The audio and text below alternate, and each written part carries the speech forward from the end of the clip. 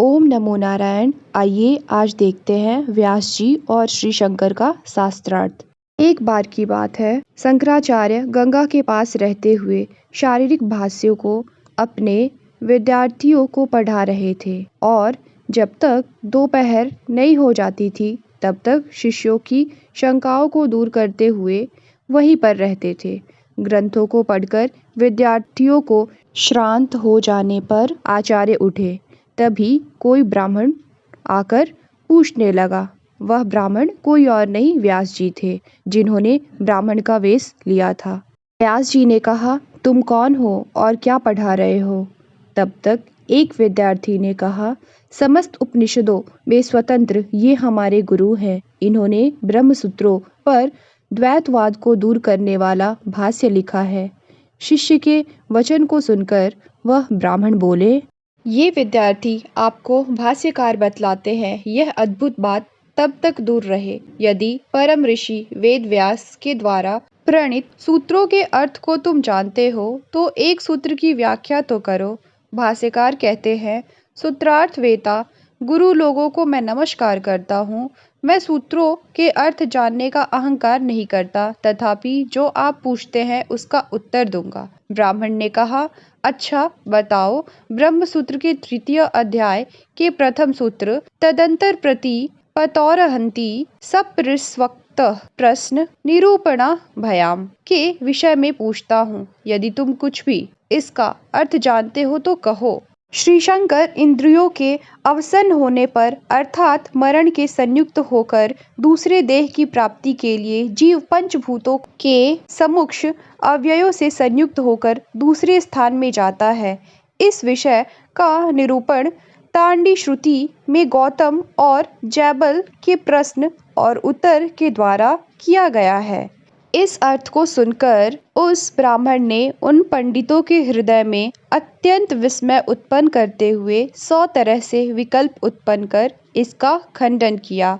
उनके वचन का अनुवाद करके शंकर ने 100 तरह से उसका खंडन किया। इस प्रकार बृहस्पति और शेषनाग के समान इन दोनों में यह विवाद 8 दिन तक चलता रहा।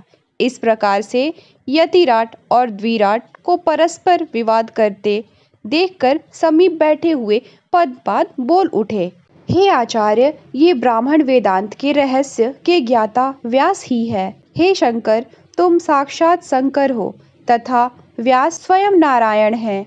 इन दोनों में विवाद होने पर दास मैं क्या करूं? यह विचित्र वचन सुनकर भाष्यकार ने सूत्रकार को देखने की इच्छा से हाथ जोड़कर उन्हें प्रणाम किया और उनकी स्तुति करने लगे।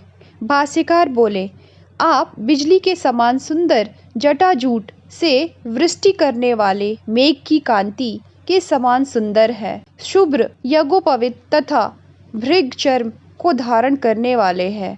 कली के दोष को नष्ट करने वाले साक्षात कृष्ण द्वैपायन व्यास है। आपके सूत्र के द्वारा प्रतिपाद अद्वैत ब्रह्म रूप परमार्थ तथा दृश्य रूप अपरार्थ को प्रतिपादन करने वाला यह अद्वैत भाष्य यदि आपको सम्मत हो तो मेरी अपराध क्षमा कर मुझे प्रत्यक्ष दर्शन दीजिए। इस प्रकार कहते हुए शंकर ने अपने पास व्यास मुनि को देखा। सोने के लताओं के समान उनकी जटाओं का कपाल शोभित था। ये बिजली के वलय से वृष्टि मेघ की तरह शोभायमान थे तथा ज्ञान मुद्रा के द्वारा अभीष्ट अर्थ को प्रकट कर रहे थे।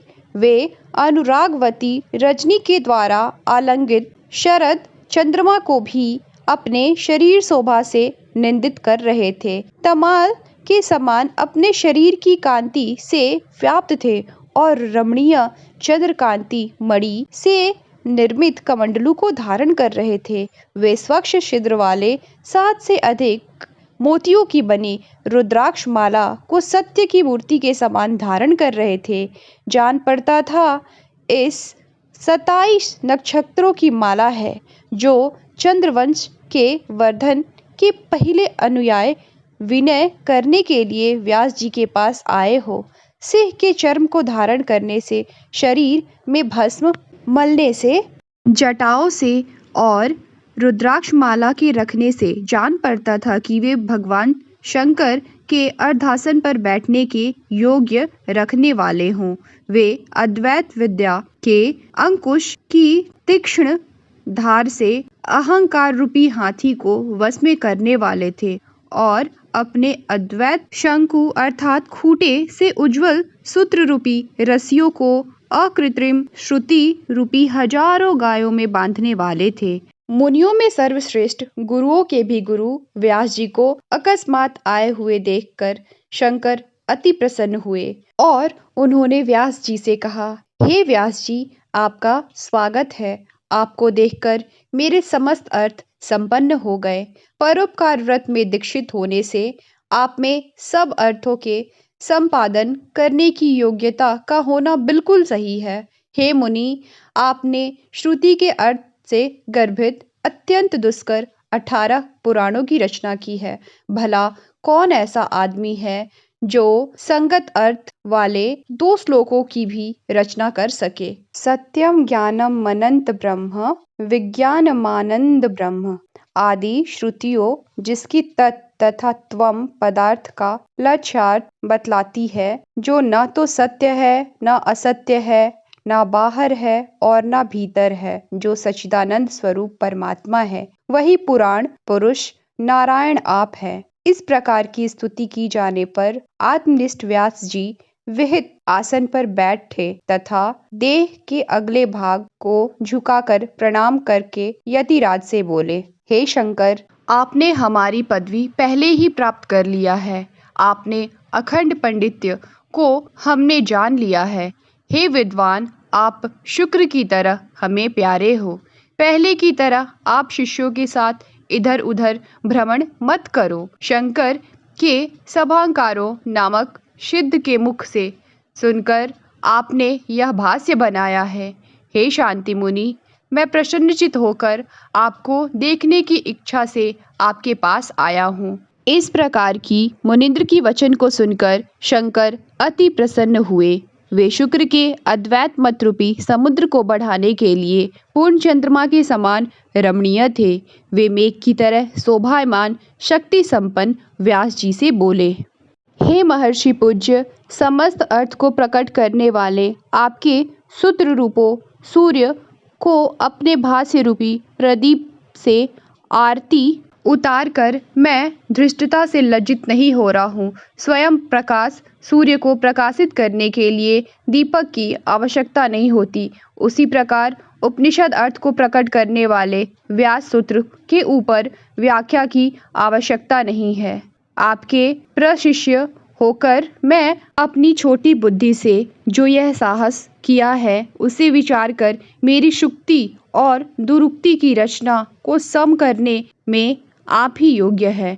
इस प्रकार कहकर चुप हो जाने वाले शंकर के हाथ से व्यास जी ने अपने दोनों हाथों से बड़े आदर से भाष्य को लिया और प्रसाद तथा गंभीर गुणों से अभिराम इस भाष्य को सब जगह विचार पूर्वक पढ़ा। सूत्रों के अनुसार मृदु वाक्यों से अर्थ को प्रकट करने वाले, अपने पदों से पूर्व पक्ष का खंडन करने वाले, युक्तियों से सिद्धांतों के स्वरूप को प्रकट करने वाले भाष्य को वेद व्यास ने देखकर अभिनंदन किया और संतुष्ट होकर कहा, हे तात, आपने साहस नहीं किया है, क्योंकि गुरु के द्वारा शिक्षित होकर इस भाष्य की रचना की है। इसमें सुक्ति तथा दुरुक्ति का विचार कीजिए, यह कहना ही बड़ा साहस है।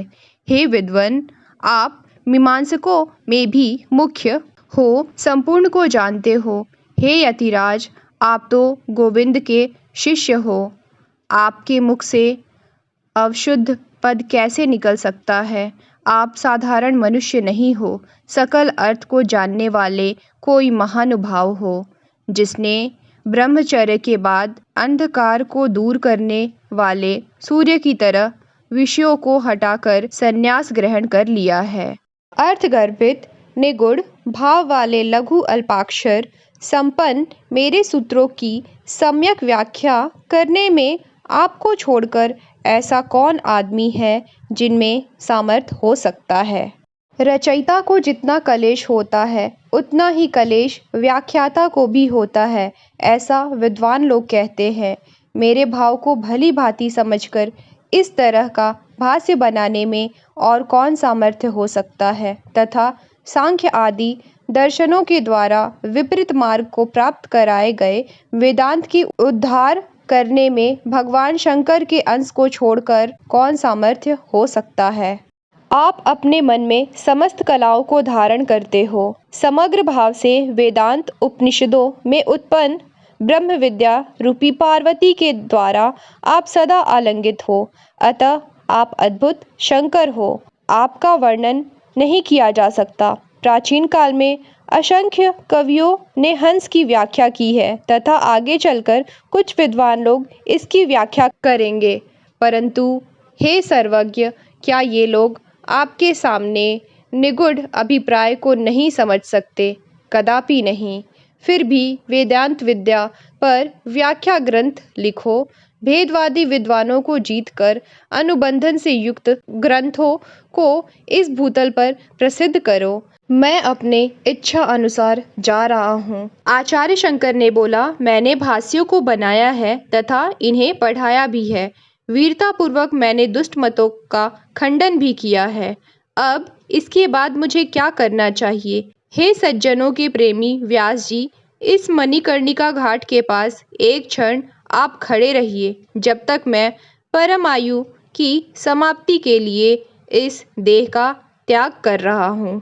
व्यास जी ने कहा, हे वत्स, ऐसा मत करो। इस भूतल पर उदार विद्या वाले बहुत से विद्वान हैं जिनको तुमने अभी तक नहीं जीता है। शंकर, उनको जीतने के लिए तुम्हें कुछ वर्षों तक इस भूतल पर अवश्य रहना चाहिए, नहीं तो इस पृथ्वी पर मोक्ष की इच्छा इस प्रकार दुर्लभ हो जाएगी जिस प्रकार लड़कपन में माता के मर जाने पर शिशु की स्थिति होती है। हे आत्मवेता, ऋषियों में श्रेष्ठ, तुम्हारे द्वारा रचित प्रसन्न गंभीर ग्रंथों के संदर्भ से उत्पन्न होने वाला हर्ष तुम्हें वरदान देने के लिए मुझे प्रोत्साहित कर रहा है। हे वत्स, ब्रह्मा ने तुम्हें 8 वर्ष की आयु दी थी। अन्य 8 वर्ष को तुमने ऋषियों की सेवा से प्राप्त किया। शिव की आज्ञा से तुम्हें 16 वर्ष की आयु और प्राप्त हो, और यह तुम्हारा भाष्य तब तक इस भूतल पर टिके जब तक सूर्य, चंद्रमा और तारे प्रकाशित हो रहे हैं। तुम इस आयु से विरोधी के गर्वांकुर को सावधानता से दूर करो और अद्वैत विद्या को दूसरे विपक्षियों को भेद बुद्धि से छुड़ा दो। आचार्य शंकर बोले, हे विद्वन, तुम्हारे सूत्र के बंधन में इस भूतल पर मेरे भाष्य का सर्वत्र प्रचार हो। यह कहकर मुनि के चरणों में प्रणाम करते हैं।